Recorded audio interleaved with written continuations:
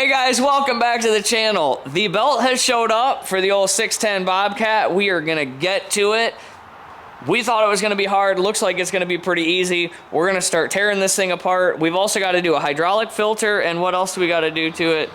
Oh, the little hydraulic pump drive belt just isn't working very well. We gotta do that. We should probably play with it a little bit and see if it works right. Yeah, you know, every time you have a skid steer, you gotta go out and play. There's just no other way to do it. And, AJ got a new toy.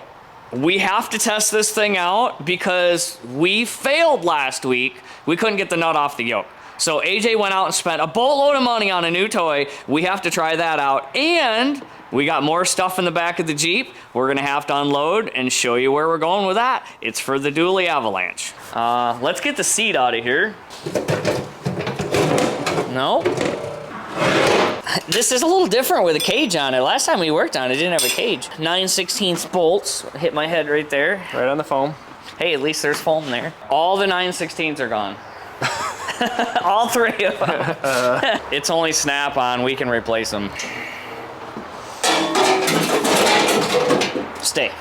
So now would be a really good time. We're supposed to change this hydraulic filter, and it's in a fantastic place. And now that the belt is not there, looks like it's even easier to change. The problem is I don't have it. It's on order. So I guess what we're gonna do is we'll get the belt out. We'll see if we can crack that cover loose.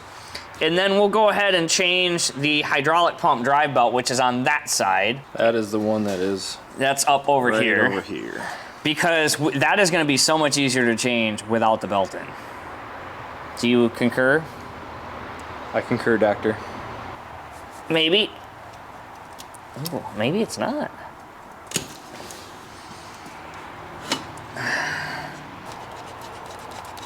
Let's not cut my finger. When the belt let go, it damaged this fuel line, so we're gonna cut just the tip off here, and we'll shorten that. Maybe. There we go. We'll fix that after we try and start it and find out it doesn't start. There you go. That put up a fight. Yeah, it did. AJ, where's your fan? I gotta blow the smoke towards Tim, and then I'll be okay. Here. Smells like toast. Take that. It does smell like toast. There you go.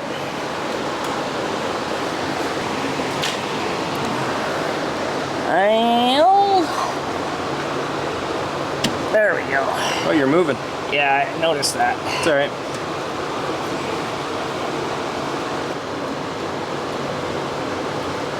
There you go. Perfect. Nope, that's good. There's the belt. Looks pretty nasty. And here is belt number 2. Let's see if you Actually, can it's belt see number it. 3. No, this is belt number 2. Okay, Does fine. not look great, that's for sure. And then here's belt number 3, Tim. This one actually looks pretty good. There we go.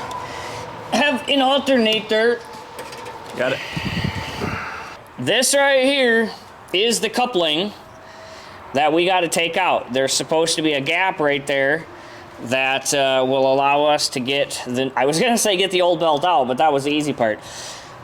These look very not good. It's hopefully they're gonna come apart. I guess the one saving grace is they are through bolts, so if they break, we can just drive them out. We got a little friend visiting us. What do you think, buddy? You like that? Oh, it's auto value. That's a good phone call to have. That is a good phone call.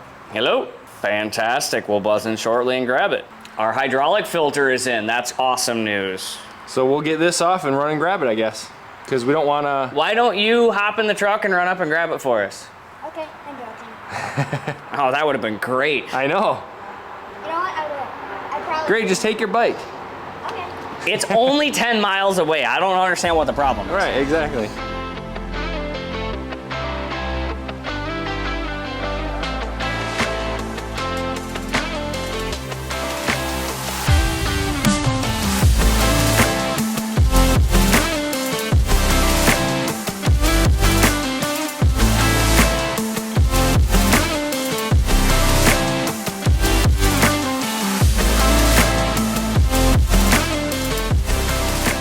So I loosen the 3 bolts that hold this bracket up, so now this whole hydraulic pump should slide like that. And then we need to find, hopefully this belt's gonna come off. There we go. But are we gonna be able to get the belt off over here? No.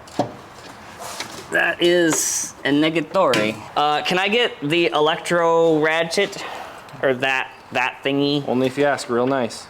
Please? We are back. We have 2 new belts, one to drive the hydraulic pump, one to drive the alternator and hydraulic filter. So I'm going to hang this on the shaft before I forget, because we will put this together without putting this on, and then we're going to change the filter so we can then get to putting on the new drive belt.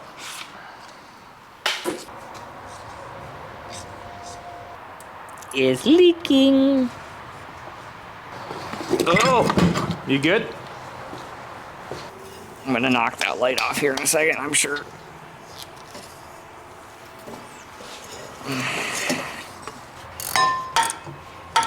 I'd say that's pretty good. Okay, hydraulic filter is changed. I guess we're here. Let's go ahead and get this belt on. We do need to pull the side cover off of the skid steer. There's that round cover. So I'm gonna tell AJ to do that. I was already doing it. You saw us do this before, but we're gonna do it all over again. We wanna make sure we support this end here so we don't break it off. That's supposed to spin. Why is it not spinning?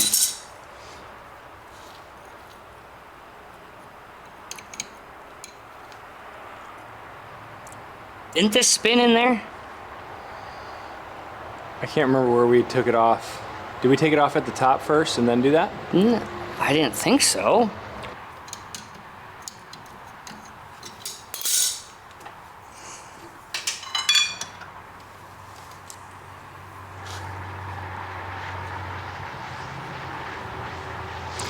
We're gonna make a mess.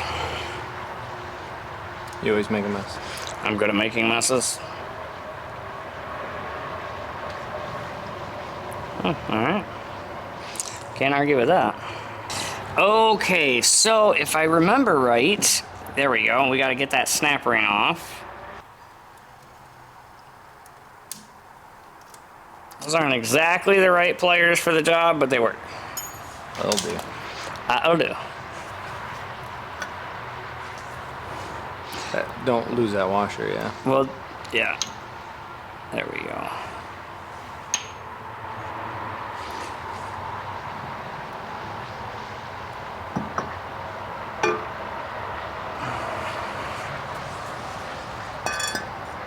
So let's unbox the new belt. It's a big job. Ooh, isn't that pretty? That thing is heavy. Do you need help lifting it, Tim? I do. Don't go pulling anything yet. Okay. Getting the belt around the shaft is going to be the hardest part. Get around the hydraulic filter. There you go. Okay. Ah, there we go.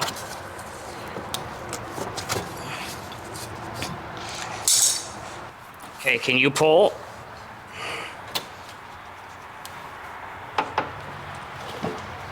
How much more do you need? I'm basically there. Sweet, we're there. Sweet. That worked. Perfect. That wasn't so bad. That worked out pretty good. Let me verify that. So we thought we had to push the pulley in more, but I forgot this hydraulically goes in and out. So I grabbed this with a pair of pliers and pulled it out. That's what the mess is. Now we've got just enough to get that snap ring back on there, and we didn't have to mess with the belt anymore. Snap. Sweet.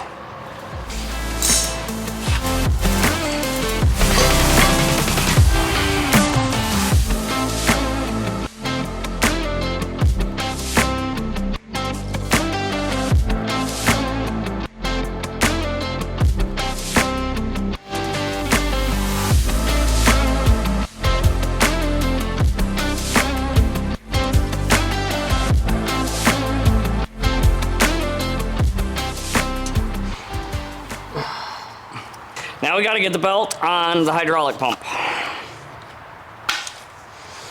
This should be fun.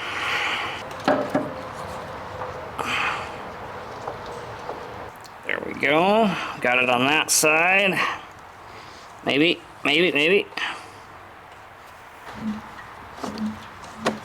There we go. Like that. So now we got to get the bolts on the bottom. That's going to be the fun part. Oh, perfect timing. All right, what do you need? Oh, you even turned the camera towards you? I did. I even talked to it. Wow. Yeah, until you get it on there, okay? I think Now it's... Look, you gotta line it up first. There you go. Now you give it, squeeze it and let off, and we'll see how it goes. One more. One more. Okay. Good job, buddy. Nice work.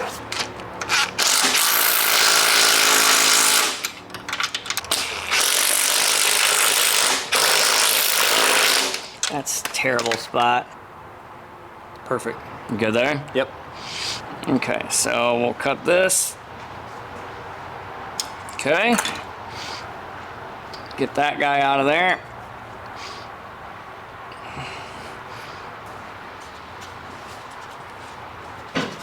Good as new.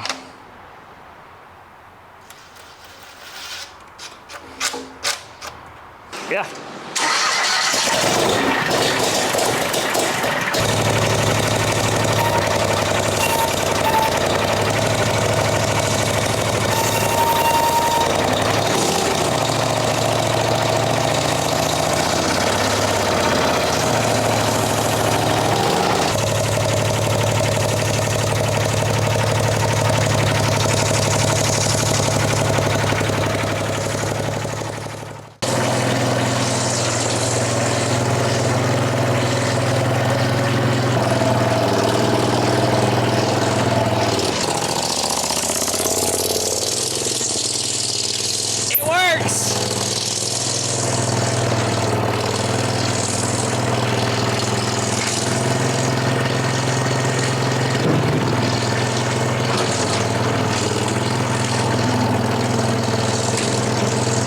It works for the second time. Not bad at all. If anybody wants to do this belt job, it's actually not bad at all. We did it in probably 3 hours, and that was with going to get new belts. Just make sure you call ahead because Bobcat doesn't stock those belts anymore. All right, so this is all ready to go. We were asked last time if we would fix this crack, and he asked us after the fact, so we just figured it's here now. We'll go ahead and do it. We're gonna clean it up, V it out, and just burn it solid, and it'll be good. I mean, this bucket's not perfect to begin with, but we'll get it going for him.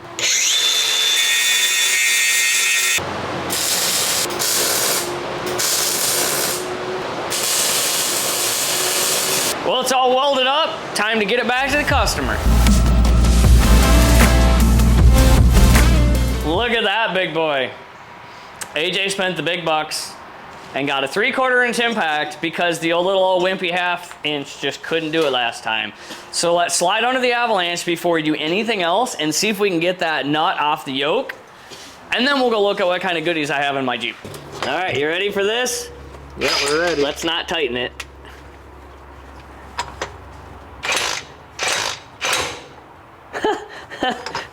What is that? Dead battery?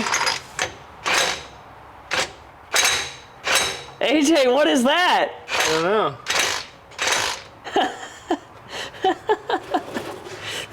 Is the battery dead? Yeah. Pull the trigger with it not on there. It's 1 bar. All right, let's see what a new battery will do. You ready? Yeah.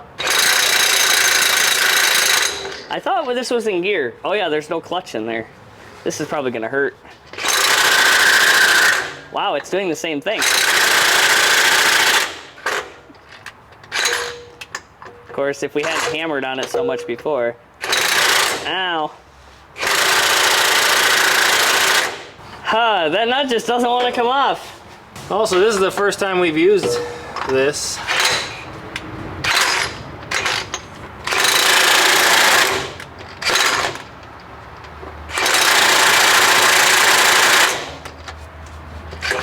That's a negative. What the heck, man? Well, we could put the air hammer on it. Don't you think? Yeah, we could try it. We're down here, you want to try it? Might as well. Since DeWalt failed us. DeWalt failed us big time.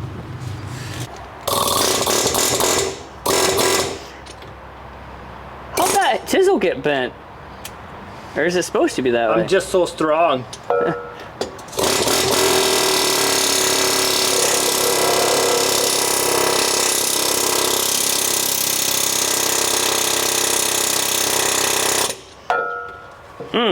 That ain't working either. Jeep goodies.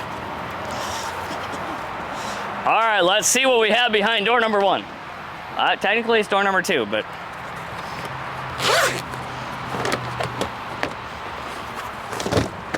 Okay, so this is a transfer case. This is actually out of a 93, which is what that chassis is, 93 Chevy.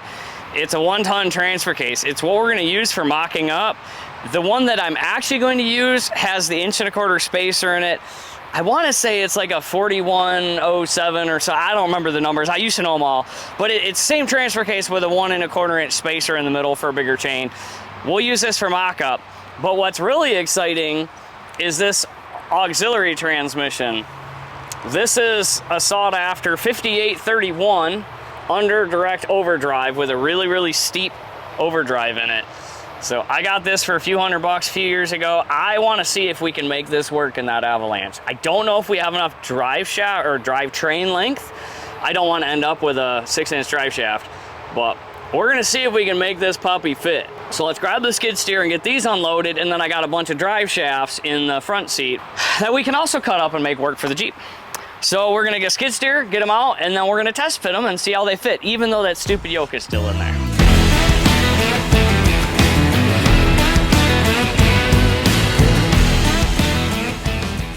The cool thing about that overdrive or the auxiliary transmission is it came with the whole shifter assembly. So these are hard to find. I was super excited to be able to get this.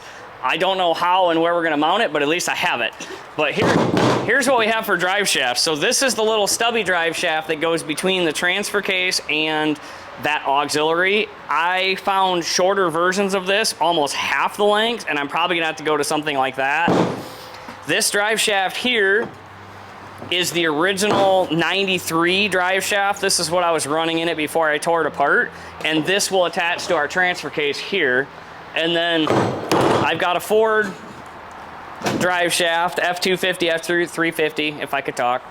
I'm hoping I can use the 2 to make the drive shaft to the front axle. We might have to completely build a new one, hard to say. But this drive shaft here came with the auxiliary. It's the 1410 U-joints that like Ford uses, and it's a heavy duty drive shaft. And then this drive shaft is the one I had made when I was running it before I tore it apart, the Avalanche. So hopefully between all of these, we can make our drive shafts without having to buy one, because drive shafts are expensive. I don't know why. They're only spinning at 36,000 RPM. I don't understand what the problem is. Yeah, that's not a big deal. All right, so we're gonna grab that transfer case, we're gonna slide it under, and hopefully when we jack it up, we can slide it onto that cross member that I've built. I'm hoping it'll just stay there, and then we can take the auxiliary transmission, put it on the jack, and put it up into place where I think it is, and figure out, are we gonna have more than a 2-foot drive shaft? Because anything less, I think it's just gonna be too steep of an angle. I could be wrong, but let's go find out. That's not bad. Well, here's what we've come up with. The transfer case is sitting about where I think it needs to be. We do not have a lot of room for this massive auxiliary transmission, but we are still not giving up on that yet. We got to get this yoke off, and then on my 5-speed, what I did is I made an adapter to go from this 6-bolt here to the 4-bolt on the back of the transmission. And then I had the transmission re-spline to match this spline here. And I think that's what we're gonna do here. So I don't know about the auxiliary. No matter what we do, we gotta have 4-wheel drive in this thing. So what we're gonna do is we're gonna pull the transfer case back out. We're gonna rip this transmission back out. And then we're gonna work on tearing the transmission apart to figure out how we make this attach to this. And then that could potentially bring the transfer case all the way up here, which buys us another 3 inches back here for the auxiliary. The problem is we also have a fuel tank to contend with, so I'm not sure there.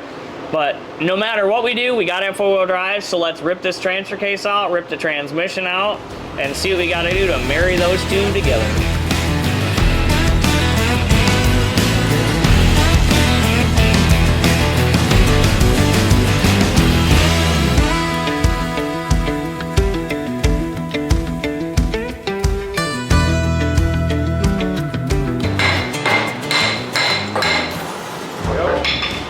a little bit of scum in the bottom. Oh yeah, there's a lot in there.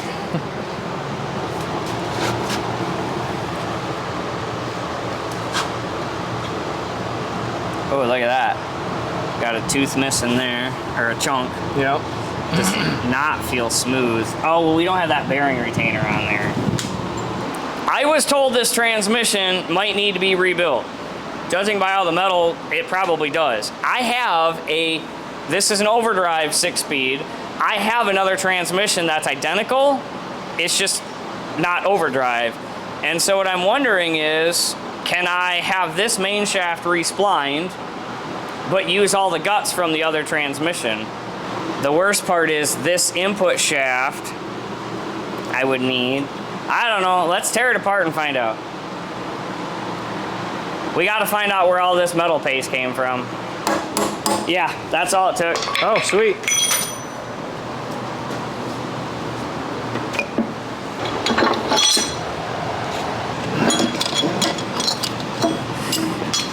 So we've got wear in here. You can see the grooves wore into this gear here.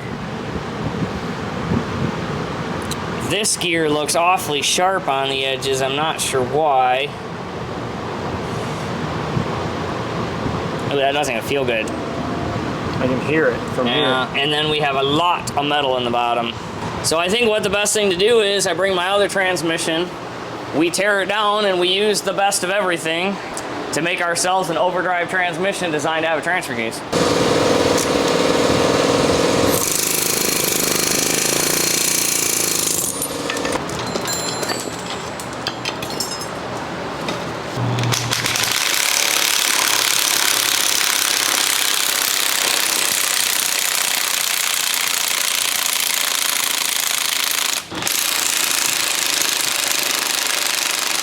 My battery's dying. Oh, I thought that was you. No. Ready? To work, right? Oh, yep. There's the bad synchro right there. Sitting in here. Magnetic tray, Tim. So we're tearing this down, one, because I want the main shaft so we could respline this end to match my transfer case. But two, when I bought this transmission, they told me it might need a rebuild. I didn't really think it did, but I've never had it on the road. So as we tear it down, the first thing I found was a bad synchro, and there's a carbon fiber mesh that slows it down so it can lock into the gear. This side's completely gone. So as we keep tearing further, we come to find this needle bearing, or I think there's another term for it. This bearing was completely gone. This right here, there's no bearing in there. So this is all junk and worn out. This gear is junk, this gear is junk, this gear is actually stuck on there. That's why it needs a rebuild. So I have another transmission, just non-overdrive, that's rebuilt. So the hope is you only need 2 gears to turn a non-overdrive into an overdrive. So the hope is I have enough good gears out of the non-overdrive to make this, well, actually it'd be make that other transmission into an overdrive. So I will tear the other transmission down at home, find out if we have enough good parts to make one good transmission out of 2. The moral of today's story is don't walk in front of the camera. What's the moral of today's story? Guys, like, share, subscribe. Thank you so much for watching. The moral of the story, sometimes you just need to cut Tim off. AJ says we should get started for the day. You know me, I just talk all the time. Yeah, I do know. AJ, what was I doing? I wasn't paying attention. I don't want to. Okay. Are you ready to impact? Maybe, just maybe, with your puller. Sorry, was not paying attention. I know.